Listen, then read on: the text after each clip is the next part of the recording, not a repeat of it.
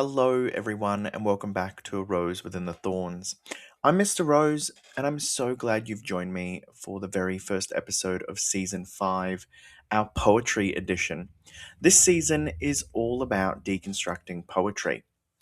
Now, when I say deconstructing, I don't mean finding the one correct interpretation or memorizing someone else's ideas. Poetry doesn't work like that. Instead, we're going to slow down, ask questions, notice patterns, and uncover the ideas that sit beneath the words on the page. Before we get started, these episodes are designed to support your reading, not replace it. You should have already read the poem or listened to it being read aloud. If you've got a copy beside you, even better. Pause the episode whenever you need to make notes or revisit a section. The reason we're doing this is simple. Great narratives don't appear out of nowhere. They begin with an idea, a question, an emotion, a moment that refuses to leave us. Poetry is full of those moments, and our job this season is to uncover them so that you can use them as the inspiration for your own original writing. Today's poem is Homecoming by Bruce Dawe. Let's begin by meeting the poet. So, Bruce Dawe is widely recognised as one of Australia's most significant poets. Throughout his career, he focused on ordinary Australians and the experiences that shaped everyday life. His poetry often explores identity, family, society, power, and the human cost of political decisions. Homecoming was published during the Vietnam War, when Australia was sending young men overseas through conscription. It was also one of the first wars to enter people's homes through television. Families no longer read about war weeks later in the newspaper. They saw images of it almost every night. Australia was divided. Some supported the war, others questioned whether it should have happened at all. Dawe entered the conversation through poetry. But here's something important. Although Homecoming is set against the backdrop of war, its ideas extend far beyond one historical event. That's why people still study it today. So, the big question: whenever I teach poetry, I always ask my students the same question. If you remove the setting, what ideas would still remain? It's easy to say that this poem is about war, but that's only the beginning. Remove the war, and what are you left with? You're left with grief, memory, identity, humanity, power, even the value of an individual life. Those are universal ideas. That's where the poem becomes powerful. Let's begin by deconstructing the poem. Let's look at the title.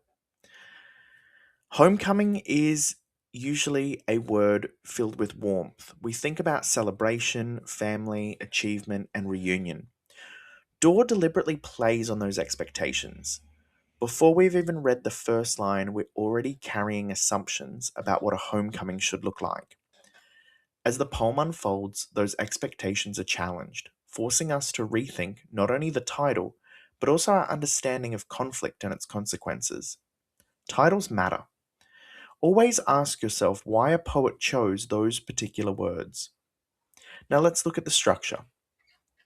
One thing you'll probably notice is the poem's sense of continuous movement.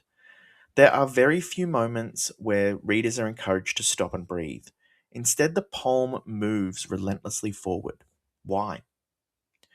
Well, this is because the structure mirrors the ongoing reality that it represents. The experience feels continuous, it's unending, almost mechanical.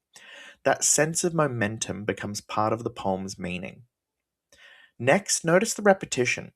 Repetition is one of Dawe's most effective tools, but it isn't there simply to make the poem sound memorable. It creates routine. Think about that. What happens when something tragic begins to feel routine? Dawe encourages readers to confront the dangers of becoming desensitized to suffering. The repeated patterns remind us that loss wasn't an isolated event. It happened again and again and again.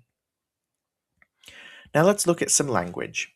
Throughout the poem, Dawe frequently draws on language that feels procedural and detached rather than deeply emotional. Now that's an interesting choice. Many writers would try to make readers cry through dramatic descriptions, Dawe often achieves the opposite. By presenting events in a restrained, almost administrative way, he allows readers to recognize the uncomfortable gap between official processes and deeply personal grief. Sometimes what isn't said becomes just as powerful as what is. That's another lesson worth remembering. Poets often trust readers to do some of the emotional work themselves. Finally, let's think about perspective. Whose voices do we hear? Whose voices are missing? Whenever a poet leaves silence on the page, that silence is usually intentional. Those gaps invite readers to imagine the lives, relationships, and stories that exist beyond the poem itself. Look at the way that he uses the word them. It feels very unpersonalized or impersonal. So let's collect some of the big ideas by focusing on the themes and concepts. So the first is humanity. The poem continuously asks us to remember that every historical event is made up of individual human lives. The second is identity. How do institutions shape the way people are remembered? Can individuals lose their identity inside systems that treat everyone the same? And then there's memory. Who deserves to be remembered? And how should societies remember difficult moments in history? Another important concept could be power. Who makes decisions? Who experiences the consequences? Those two groups are not always the same. And lastly, there's grief. Not simply personal grief, but collective grief. The shared experience of communities trying to understand loss. Notice how none of these concepts belong only to war. That's why the poem remains relevant today.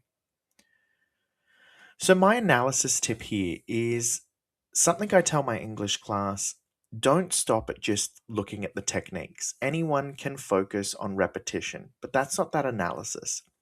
Instead, ask yourself those three questions. What choice has the poet made? Why have they made that choice? And how are they using it to influence the reader's understanding of the poem's central ideas? If you're consistently answering those questions, you're analyzing the poem, not simply observing. So now comes my favorite part of every episode. I'm going to call it From Poem to Page. Remember, your job isn't to rewrite Homecoming. Your job is to borrow its ideas. So let's imagine the concept of memory. Your story that you might try to write about might follow someone restoring forgotten family photographs before they're lost forever. What about identity? Perhaps you're writing a story from a protagonist who feels invisible inside a school, workplace, or community until one unexpected moment forces others to finally see them. Maybe you're interested in power, so you could imagine writing about a young intern who discovers a decision, maybe made in a corporate boardroom, that quietly changes thousands of people's lives. Or perhaps grief speaks to you. Instead of exploring war, you might tell the story of a town rebuilding after a flood, showing how ordinary people can carry loss in different ways, especially when they're coming home. Notice what's happened. None of these stories copy Dawe. Instead, they borrow the emotional heart of the poem. That's exactly what your IA3 asks you to do. Your narrative should stand on its own, quietly reflecting the ideas you've discovered through your reading. So before we finish, I'd like you to think about one question. If someone read your narrative without ever knowing it was inspired by Homecoming, would they still recognize the same human truth? If the answer is yes, you've probably moved beyond the poem's events and captured its deeper ideas. That's where meaningful writing begins. So, thank you so much for joining me for the first episode of Season 5. In the next episode, we'll deconstruct another poem, uncover the ideas beneath its surface, and continue building a collection of themes, concepts, and writing techniques that can inspire your own narratives. Until then, read wisely, think deeply, and don't be afraid to ask difficult questions. Because the best writers don't borrow plots, they borrow ideas, they borrow emotions, and they borrow the questions that great literature leaves behind. I'm Mr. Rose, and this has been A Rose Within the Thorns. Thank you for listening.